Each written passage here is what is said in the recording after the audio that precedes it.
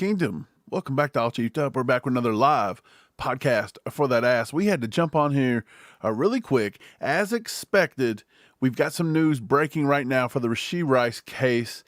This is on the civil side of it. And this is where we said it's going to be a mess for one wide receiver, Rashee Rice. Bleacher Report is reporting Chiefs Rashee Rice, SMU's Teddy Knox, who was also driving, I think he was driving the Corvette. It said they're sued for $1 million after the March car crash. Two victims of the March 30th car accident involving KC Chiefs wide receiver Rashee Rice and SMU corner Teddy Knox are suing the players for $1 million, according to Olivia Johnson of Fox 4 KC. The lawsuit states that Irina Gromova and Edvard Petrovsky suffered trauma to the brain, lacerations to the face requiring stitches, multiple contusions about the body, disfigurement, internal bleeding, and other internal and external injuries that may only be fully revealed over the course of medical treatment. They go on to say, one victim claims, she says, I will be rendered to a life of limited mobility and brain fog, etc., due to the combination of physical injuries with the internal injuries to her head, according to the arrest affidavit. At first, it was reported minor injuries. I'll get it out in a second. Minor injuries. As it goes on and on, is this true? Is it not? I'm not going to say it's false. We do know if celebrities get involved in this and they know there's big money out there, people will go after them. Even lawyers will pressure people to go after them. But I'm not going to say that. This is very well the case. And by the way, Rashee Rice didn't stick around to help anybody or check for himself to see if anybody was suffering any kind of severe medical problems. And that's on him. How can he be like, well, there was nobody seriously injured? How do you know? You didn't even stick around and find out. You didn't stick around and find out. You guys hightailed it out of there. I got an article here from, I'll go ahead and bring that up. Got an article here from TMZ, by the way, TMZ Sports. They say two people who say they were injured in a car crash are asking that he fork over more than $10 million. Again, Petrovsky and Gromova filed the lawsuit in Dallas County last week, less than a month after the pileup. They go on to say, the plaintiffs claim both Rice and Knox left the scene without making any effort to check on those impacted by the crash, a problem because they say some of the victims were severely injured, bleeding, and visibly distressed. Again, we've seen videos of this, but we've not seen videos of anyone on the other side, like any of the people in the crashes. The two are now suing Rice and Knox for no less than $10 million in punitive damages after they claim they suffered, among other things, brain trauma lacerations that required stitches and internal bleeding. They're also seeking compensatory damages for medical bills, mental anguish, property damage, and more in the lawsuit. Rice has not yet publicly commented on the lawsuit, though his attorney, Royce West, said in the days following the accident that Rice would do all he could to make everyone involved whole again. Okay, he's going to have to pony up some money to make it whole again, it looks like. This is just one of several problems. I think this is going to hit the pocketbook. The other side is going to be how much a DA, how much a grand jury would want to indict. So I still think he probably walks away relatively with not much on the charges side of it. I don't think much of those stick. I think his lawyer will do a good job. But again, we said that the NFL could set a big precedent here. He could be suspended for some games. Steve thinks it's only going to be 2 games. I think it could be closer to 6 to 8, and he may have to try to negotiate down a little bit, closer to the 6 to 4 mark. If he only gets 2, that's a big time slap on the wrist. So I don't know. I'm curious to think what people in the comments think about that. But Andy Reid was asked today, the Chiefs actually started phase 1 of their offseason program. So if you guys don't know what phase 1 of the offseason program is, it's a voluntary team meetings, basically. They meet up, They do some meetings. They go through some strength conditioning workouts. That's basically it. Rashee Rice was not there today. He did not participate in that. Andy was asked today about it. He said, Andy Reid repeatedly said he would let the legal process play out, but said he has talked to Rashee Rice. He said, I'm leaving that, like we've done most of these legal cases for players, just for the law enforcement part of it to take place, and then we'll go from there with that. He then goes on to say, he hopes he has learned from his actions. As long as he's learned from it, that's the important part, says Reid. Take it from there, see what takes place, but right now we're just kind of gathering everything and trying to make sure we have all the bases covered for now. That's exactly what we thought the Chiefs as an organization would do. Again, they're going to just say, look, let the legal side play out, let the law side play out, the law enforcement side. Then we'll deal with what the league says. It's a process. Everybody wants it now. It takes time. It takes time. So who knows? Hopefully he won't get put on some kind of commissioner's exempt list. So far he hasn't. He could still attend, I guess, if he wants to. He's not there. Would he be back for phase 2? Who knows? I don't think they even commented on that, except for to say this: they will take it day by day when asked if he would be back for phase 2, which would include on-field workouts and maybe group instruction, drills, things like that. Reid says he'll take it day by day. They did ask Mahomes if he's worked out with Rice. Mahomes actually said that he has worked with Rice throughout the offseason and is working with him and other Chiefs players in Texas right as we speak. Rice is also expected to be in those meetings that are all virtual and voluntary. So I guess maybe he is going to appear on virtual and voluntary meetings. I'm sure we'll continue that work as the legal process plays out. So maybe he is planning on being on any kind of virtual voluntary meeting, I guess. Not at the facilities, I'm guessing. Not at the facilities. So I'm sure we'll continue to work as the legal process plays out. Mahomes and Reid saying the stuff that they have to say, right? They're not going to come out. They're not going to throw him under the bus. They're also not going to downplay the situation. Not something to really downplay. I think more or less at the end of this, and again, I think Andy's right. I think he has to learn from this big time. You cannot continue to have these blips. It's going to cost him. I think this first one will probably be a thing where he gets hit. I don't think he gets hit overly hard. He may from the league, from the Chiefs. A lot of people think they're going to cut him. They're going to do this. They're going to do that. I don't see that happening. I really don't. They knew he had off-season issues. That was a thing during the draft process that they kept hush-hush. I think they kind of suspect this. The Chiefs are the kings of bringing in guys that are a little shady, if you will, some character issues here and there, and they deal with it. They think that the locker room, the environment, the leadership helps, but sometimes stuff like this happens. I think they're prepared for it. I think that they're not going to chastise him as much as the general public will. I believe in the court of public opinion, Rashee Rice is going to take a lot bigger hit than he will with the Chiefs and probably what he'll take with the league.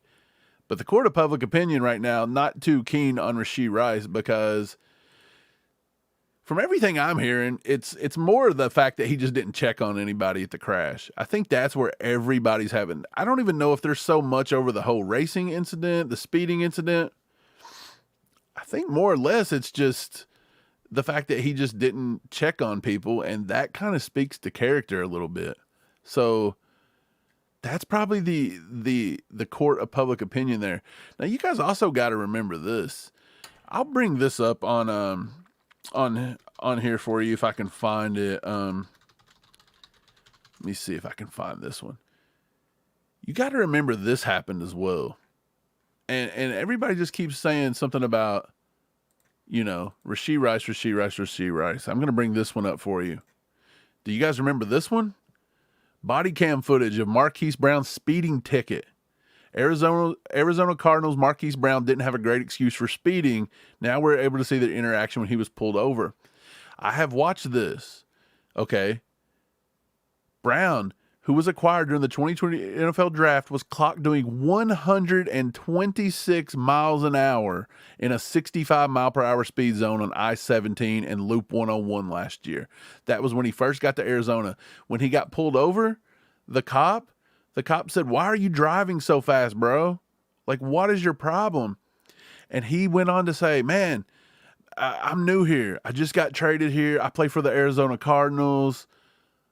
You know, why does that excuse you for going 126?" So this isn't the first time that's ever happened. And this is now two receivers. Our top two receivers now are speed demons. I wish they would just take the speed to the field, leave it off the interstates.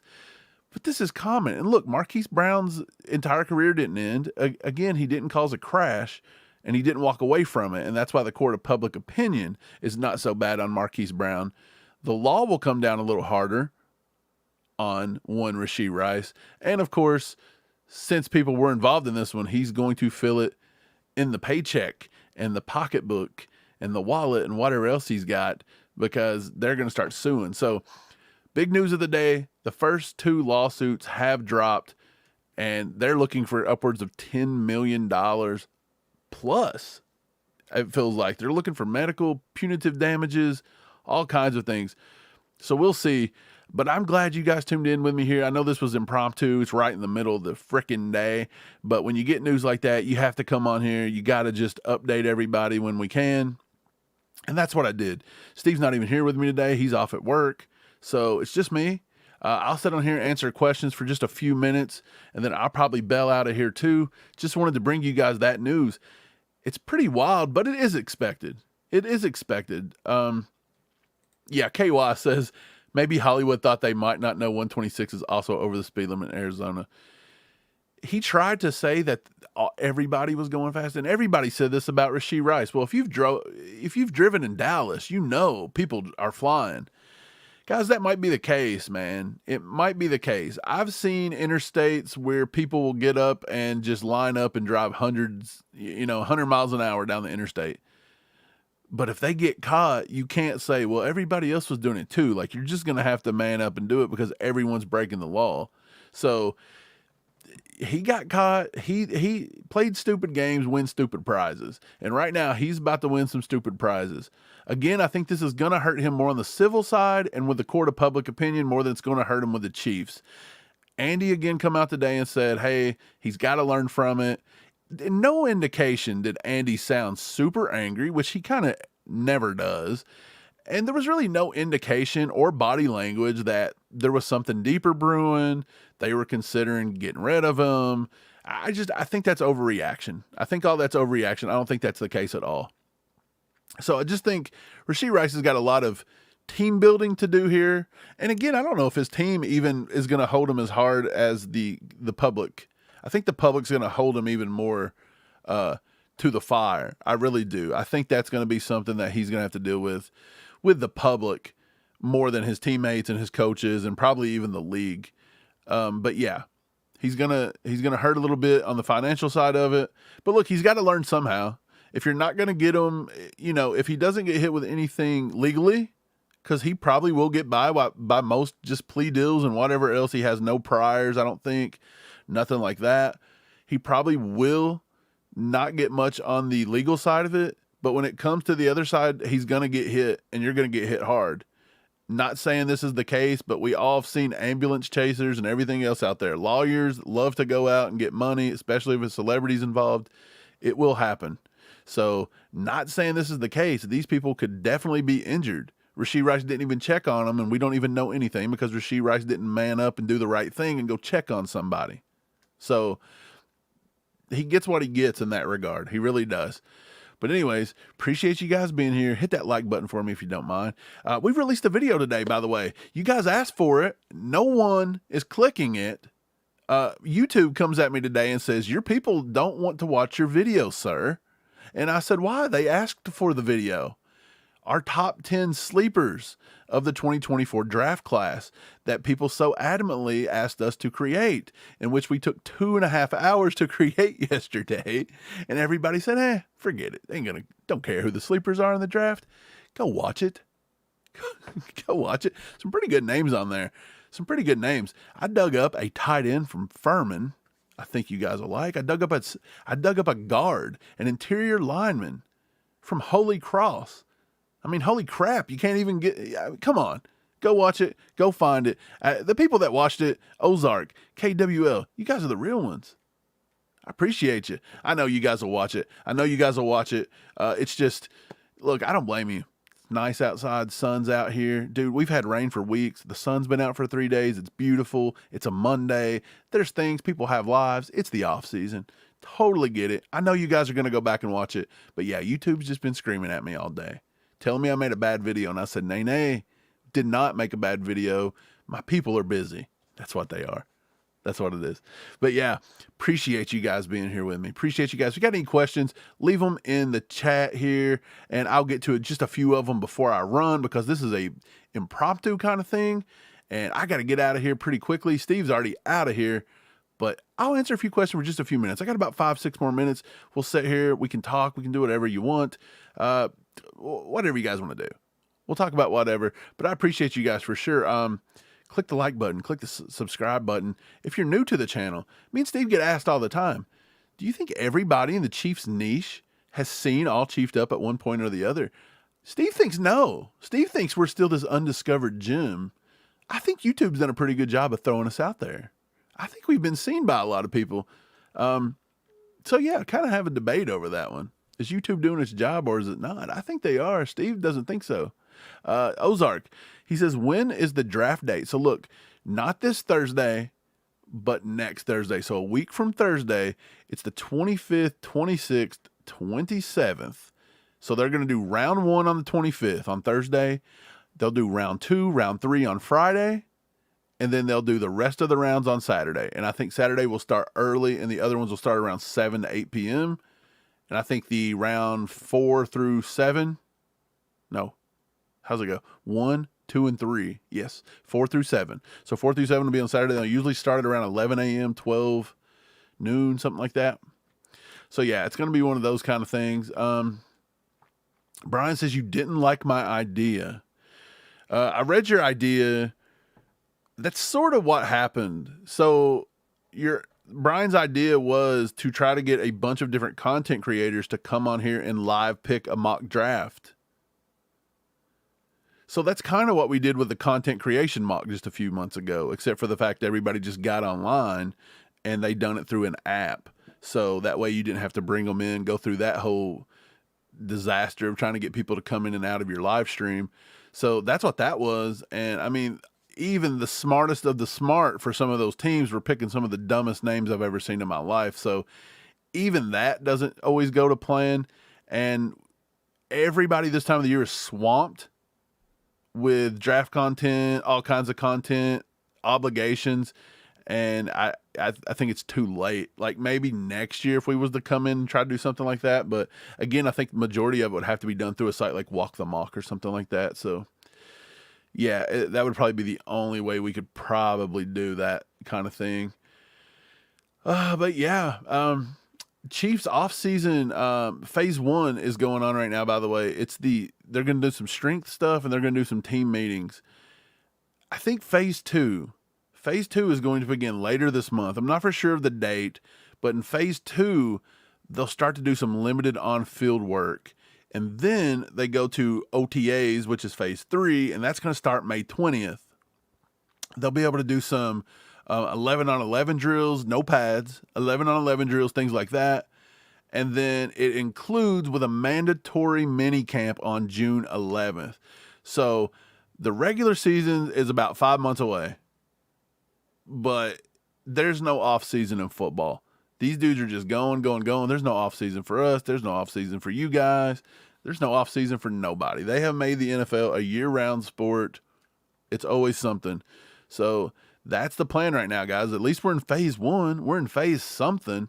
And then we're going to get the draft here in about 9 days, somewhere in that range. And then once that draft hits, baby, it's going to start going quick. I think it's going to get a little slow, but it's going to start going fast and furious. I really do. I think it's going to kick up a lot. So we shall see, especially on the Chiefs front, on the content front. I don't know. People are still in the off season and summer hits and people are out doing things. Ray says, can Joe Burrow shut up and get healthy before smack talking? Man, the Bengals, everybody just, teams are on top. They're just going to talk. It keeps them in the news. It keeps us talking about it. It keeps me talking about it. Look, you're asking me about it. It keeps me asking about it. So they all want to be relevant. Can't be the kings until you're the king. Okay, can't do it. Got to beat it to be it. Can't beat it. And by the way, if they're built to win Super Bowls, why haven't they done it yet? Okay, like you got to do it.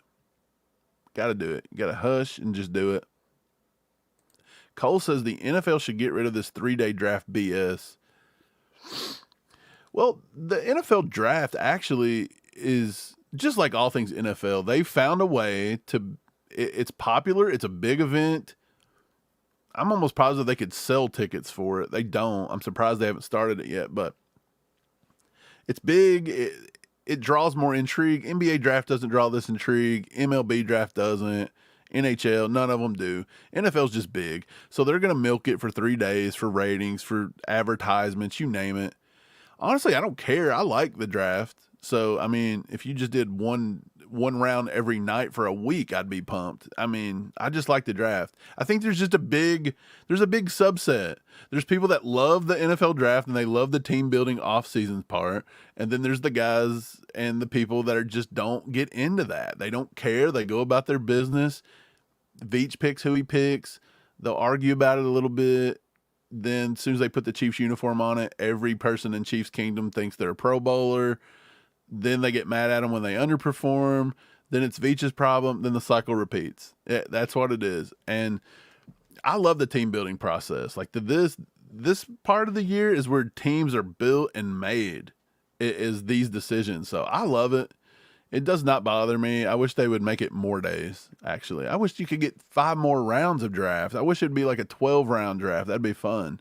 Why not? Yeah, I see you, Julia. Brady said he might come back. You know, that is what it is. David Howard says, poop.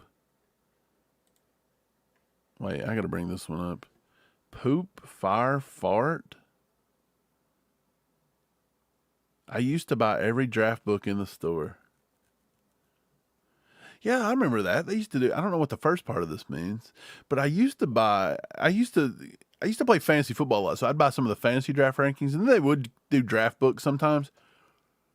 I don't know. I think draft rankings are subjective. You can go to anybody. PFF is going to be different than Mel Kiper, is going to be different than Daniel Jeremiah, is going to be different than Phil Yates, is going to be different than Bucky Brooks, is going to be different from me, is going to be different than KSN, different than RGR. It's everybody. That's the fun, though. Everybody kind of picks and chooses, and they get their my guys, and they battle it out, to see who's got the right one and who's got the wrong one. And I think at the end of the day, we have to remember, too, with the Chiefs, mock drafts are mocks. They're not to be like, hey, this is who we're taking. Like, just believe me here. This is it. This is it. 100%. It's not necessarily that. It's about doing simulations to see maybe scenarios of how things will fall. Like, is there going to be a lot of tackles go early? Is there going to be a lot of wide receivers? What happens if wide receivers don't go early? What happens if there's a weird run on tight ends? So it's to kind of get people prepared for that. And again, I think when it comes down to it, the Chiefs do not have to go. Today, they kind of made a pretty good, Andy made a pretty good, spiel for Wanye being the left tackle. He said they might bring in somebody for some competition, but it sounds to me like Wanye, they may just be sold on it, which means at 32, we've already talked about it. There's not that many tackles that can step in and play right away that would probably beat Wanye. Kingsley Suamataia, I don't think on day one is going to beat Wanye Morris. Patrick Paul on day one is not going to beat Wanye Morris. He's got a year in the bag, and he's got 4 or 5 games experience under his belt. These guys do not have that. They do not. They've got the tools to learn. Maybe they can swing up and down the line, and then maybe someday do that.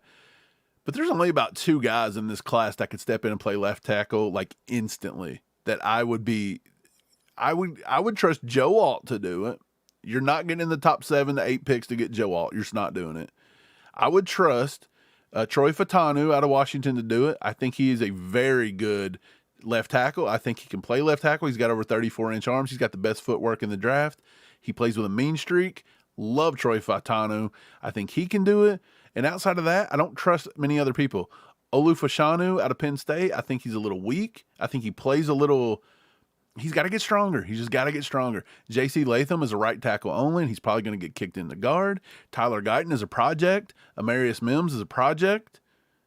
You don't know what you're getting out of them. So not too many I would trust. There's 2 legit left tackles in this class. Talise Fuanga is not a left tackle. He's a right tackle with tiny arms, by the way, which means he probably may get kicked in the guard. So there's not a lot of left tackles in this draft. There's really not. Patrick Paul is a legit left tackle, but he's got a lot of work to do and things like that. So he's more of a project in the second round. Kingsley played some left tackle, but he's probably a swing guy.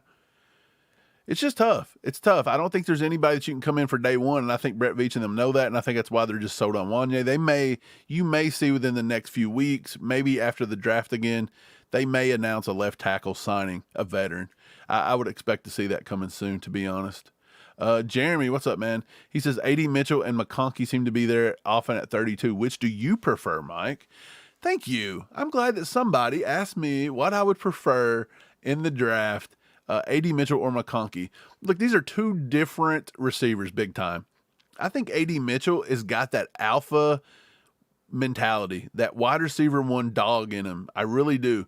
There's a lot to like. Like, he can go up and catch the ball. He doesn't drop much. He's got pretty sure hands.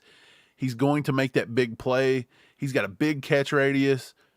He runs decent routes. They're not as good as McConkey. Now, McConkey's the other guy who I think can play inside, outside. I think he's a good yards after the catch kind of guy. He's very fast. Of course, so is AD Mitchell, but he's pretty fast. McConkey is ready to go right now. I think he runs good routes. He paces them well. He sets up DBs.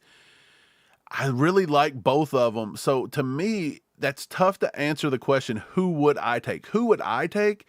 I believe I would take AD Mitchell for the sheer fact that he's a little different than what we have. And I think his upside could be bigger than Ladd McConkey. Ladd McConkey from day one probably will be more productive, but I think his ceiling's a little less than AD Mitchell.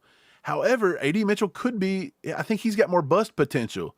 So I think AD Mitchell's more boom or bust. I think McConkey's just going to be that smooth, he's going to give you 7-8 years in the slot, maybe lining up out wide, and he's going to be solid. Or do you want that guy that could just come in and just light it up, but he could also be a little, So I think I would take AD Mitchell, but I don't think you could go wrong with either of them.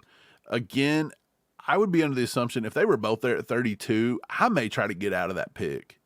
I think the wide receiver class is so deep. I think if you could get out of 32 and get back to, like, say, 35, 36, 37, somewhere in that range, pick up an extra pick, I think you still get a good quality wide receiver at 37, 38. So I think you could get a Ricky Pearsall at 37, 38. I think he's pretty close to McConkey. I think you could get a Keon Coleman. He's bigger than AD Mitchell, but they kind of have the similar, ex-alpha wide receiver kind of thing. I mean, you can get maybe a Jalen Polk at that juncture. You may even, and I know this surprises a lot of people, you may even be able to get maybe Xavier Legette or Troy Franklin at a 36 or 37 because they're neither one first-round locks at this moment. So I think there's a lot of good value there, but I appreciate the question, Jeremy. I really do. Let me see. I'm going to answer 1 or 2 more, and I'm going to jump up off here. I hope you guys had a good one. Oh, Pop's in the house. What did he say? He said, Veach usually drafts for the future, not for the present. Yes, sir. I still say DT is in the mix because Jones ain't going to get paid all that. Yeah, it's very possible Jones does have to he's going to have to be restructured. We know that's coming. DT's probably in the cards. But again, where do you draft the DT? In round 1, I don't think there's one sitting there. You could maybe take a Darius Robinson that can play end and defensive tackle. In round 2, you're looking at DT. Let me just take a gander at my board. In round 2, I think Rook Orororo is a round 2 option, but he's not going to be there when we pick at 64. I think Chris Jenkins is probably going to be gone by the time we pick at 64. Mason Smith, which again, he looks like Chris Jones. He's got a lot of upside, but he hasn't been able to put it together. He's actually going to be on a boom bust episode we're going to put out later this week. So tune into that one. Michael Hall Jr., I'm going to give you guys a name right now. And again, he could be defensive end, defensive tackle. Mark this down. Write this down. There is a name that's floating around with scouts, GMs, and from everything I'm hearing, he's going to surprise everyone and get picked early, and it may even happen in day 2.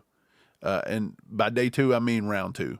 Early, like late round 2, early day 3, or early round 3. Brandon Dorlus out of Oregon, 6'3", 286. He's a little undersized to play defensive tackle because he showed up trying to play defensive end. I think a lot of people like him better at defensive tackle. They're going to try to get some weight back on him. They're going to try to get him back up to 300 pounds, and he's got really good measurables. At 286, he tested at an elite 40-yard dash at a 4.8. A 1.6 8-10-yard split, which was elite. He's got 33-inch arms and a 31-inch vert, and he can do that with 300 pounds. They really were impressed by him at the Oregon Pro Day. Brandon Dorlus is going to be a name to watch, especially with T'Vondre Sweat having a little bit of a, little ganja sesh and getting pulled over for it. He's now going up the board, and I think Brandon Fisk is falling just a tad bit. I think Michael Hall Jr. is actually rising a little bit. I think people see the defensive tackle. This is a very weird defensive tackle class. Every single defensive tackle is kind of odd. They're not your prototypical guys. You've got your giant T'Vondre Sweat 366, which is not that, common. And then on the other side, you've got all these sub 300 pound guys. Your Byron Murphy, Jerzon Newton's only 304, Ruka Rororo sub 3, Chris Jenkins is sub 3, Michael Hall Jr. sub 300, Brandon Fisk is sub 300.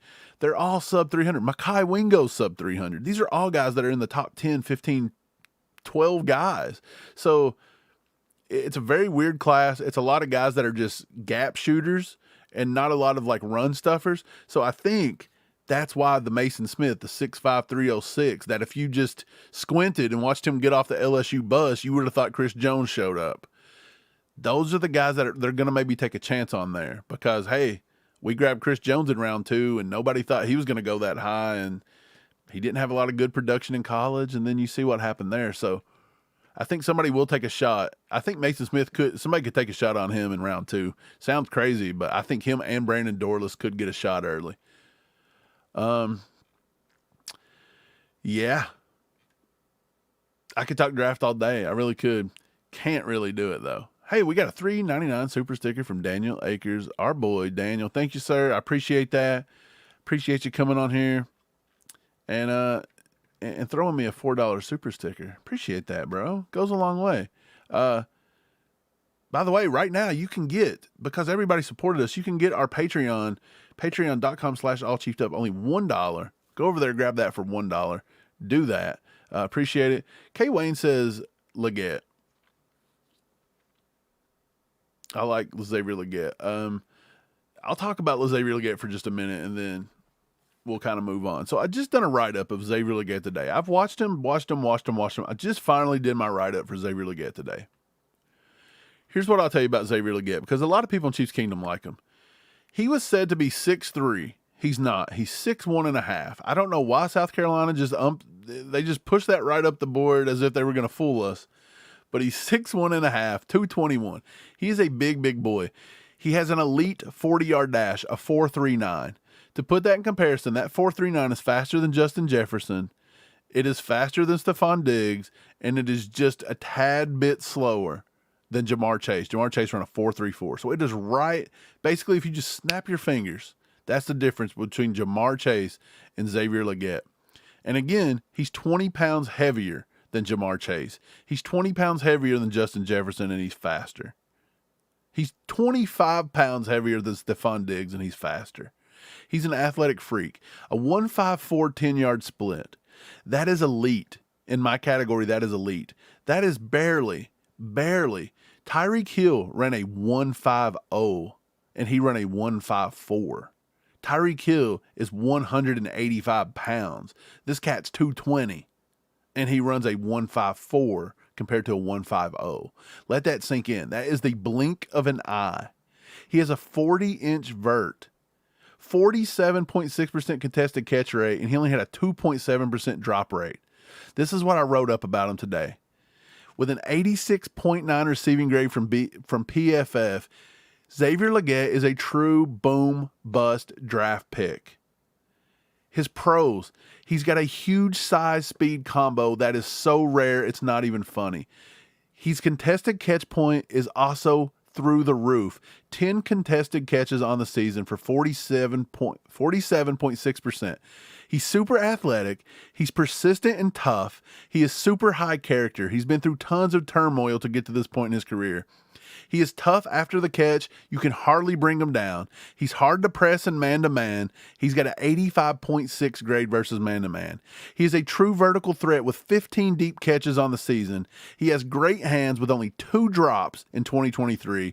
He has a monster catch radius, and he has tons of special teams experience, which may or may not benefit this new kickoff rule. I think it definitely benefits. Some of his cons is he ran a limited route tree there at South Carolina. He's not super nuanced in his routes, but he can stack DBs very well.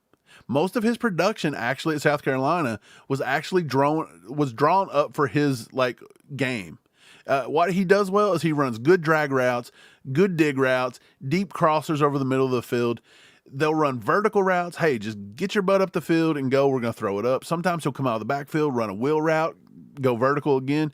He's a momentum route runner. When he starts having to change direction in the middle of the field, that's where he takes a step down. And again, that's what scares me about Andy Reid offenses, because they're asked to do that a lot, and they may not see Xavier Legette as a fit for that.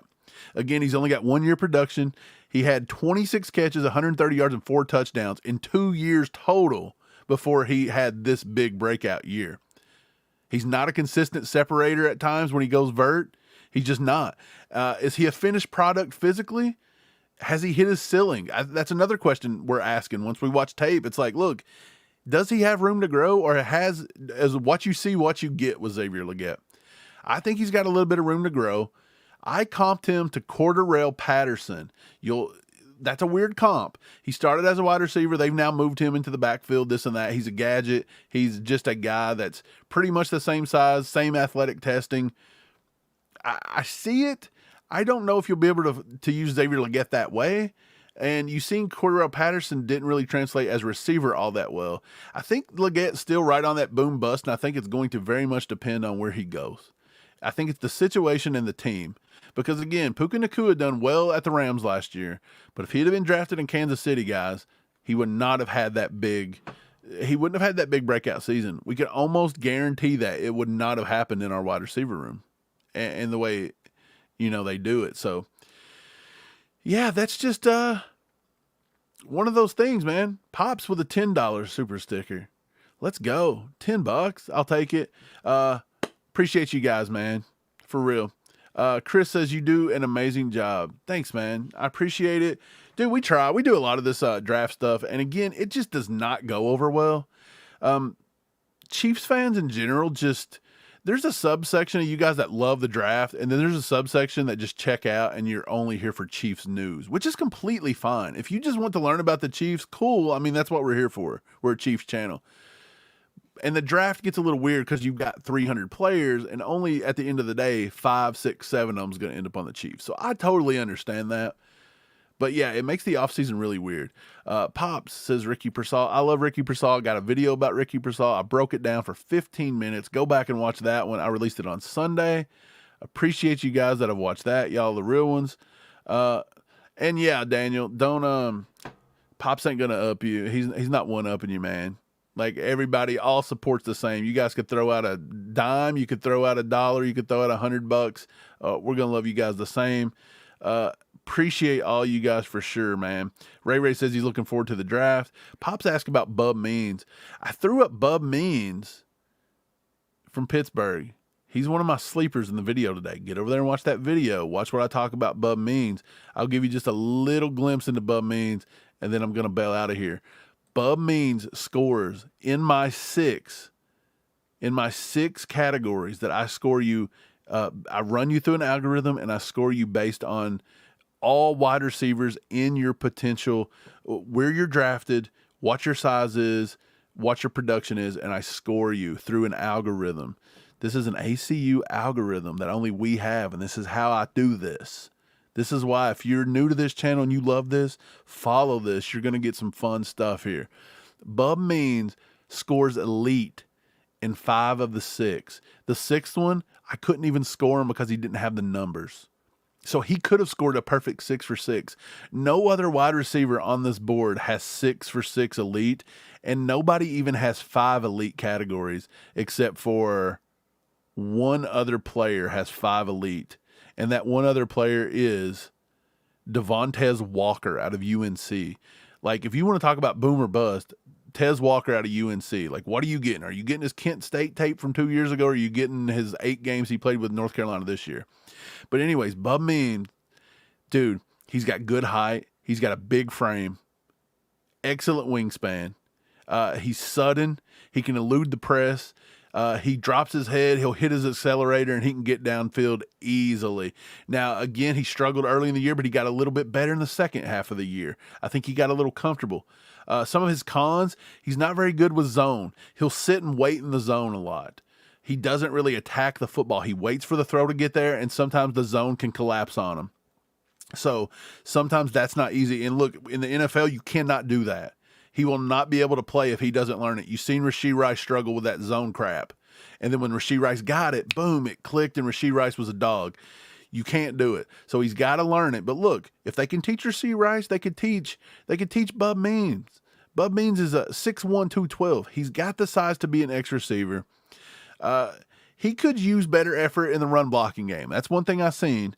And then sometimes when he runs his routes, he'll take the foot off the gas, man. He just don't want to finish his routes a lot. But I do think that he's got what it takes to be a nice speed guy in a West Coast offense. And we all know Andy runs this West Coast style offense.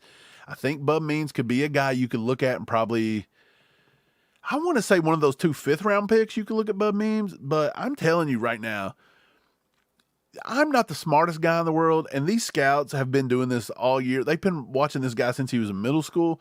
Somebody out there knows about Bub Means. He's in the Steelers' backyard. He's in the Eagles' backyard.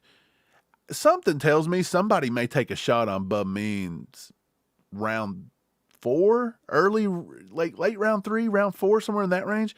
But if we could snag him in the 5th as one of those 5th-round picks, maybe double up, it would be a nice guy to put on the back burner and let him learn for a few years, kind of like we've done with Justin Ross, kind of like we've done with Cornell Powell. I think Bub Means could be somebody you could bring in. A lot of people ask me about Ryan Flournoy, by the way, out of Southeast Missouri State. He's 6'1", 202. The big knock about Flournoy is, I'm going to tell you guys, is he tested well at the combine, okay? He went to the Senior Bowl, and he showed that he could somewhat compete. It wasn't like at Southeast Missouri State, he played a lot of just bully ball. He was bullying people and just making it look too easy. When he got to the Senior Bowl, he had to switch up the way he played a little bit, and he adapted very well and actually didn't look too bad.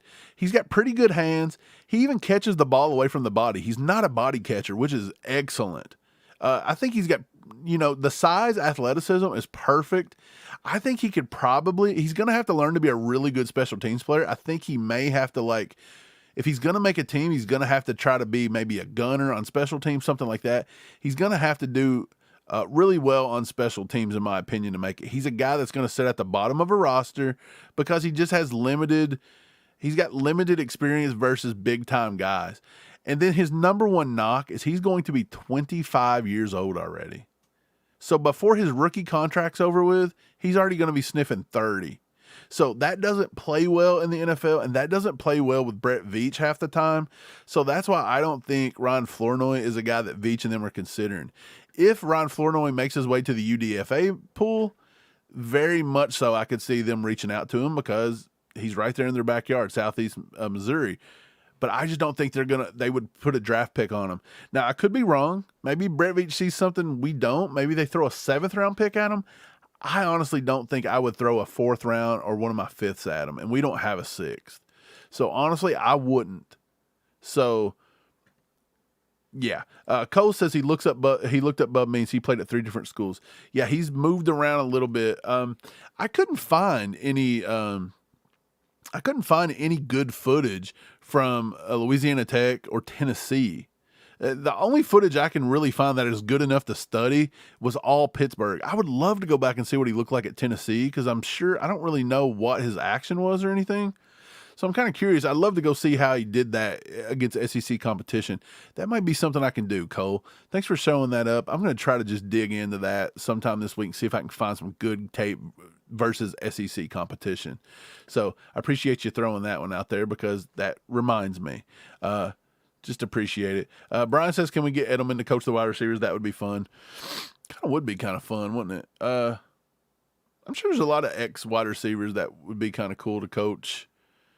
I wouldn't be opposed to Alex Smith coming back. I know that was thrown around. Alex Smith coming back, being like a little QB coach kind of thing. I think a lot of people, I think they give him the opportunity if they want it. But I don't know about Julian Edelman. I don't know if maybe he would. I don't know if he's got anything against the Chiefs or anything. I don't know if he holds a grudge. I mean, they did get the win the time Brady got away with throwing a pick and the whole D Ford offsides thing. So who knows? I don't know, man. But yeah, to wrap it up today, just to wrap it up, Rashee Rice got hit with a few lawsuits today, civil lawsuits. We knew it was going to happen. We knew it. Andy said he hopes he learns from it. Okay, he didn't sound like he was overly angry. He didn't sound like they were going to cut him. I don't see that. He's not at the facility, but he may be doing some voluntary, online meetings, stuff like that. They said he's day-to-day when phase 2 starts up here in a few weeks. That's all we know. Mahomes said that he's worked out with Rice some in the offseason, that he'll continue to do so if Rice can. They're going to let the legal side play out. That's basically all the news today. But let me tell you something. It's going to come, in waves here. And I don't think we should be that worried about Rashee Rice missing time. And again, court of public opinion is his big deal. And I know it. But look, man.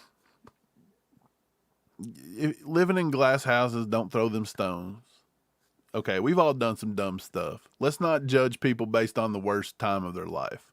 If we were all judged on the worst time we've ever went through, we would all be, we're all equal in the eyes of the good Lord. Let's just put it that way. So I appreciate you guys being here. I appreciate you guys watching. Hit that like button for me. Hit that subscribe button if you're not a subscriber. If you haven't already, go back and watch our sleeper video today. We worked so hard on that. We were so happy to bring it to you guys, and YouTube squashed it. But they're blaming you. YouTube's not taking any responsibility for squashing that. They said, hey, we threw it out to y'all's people, and y'all's people ain't watching it.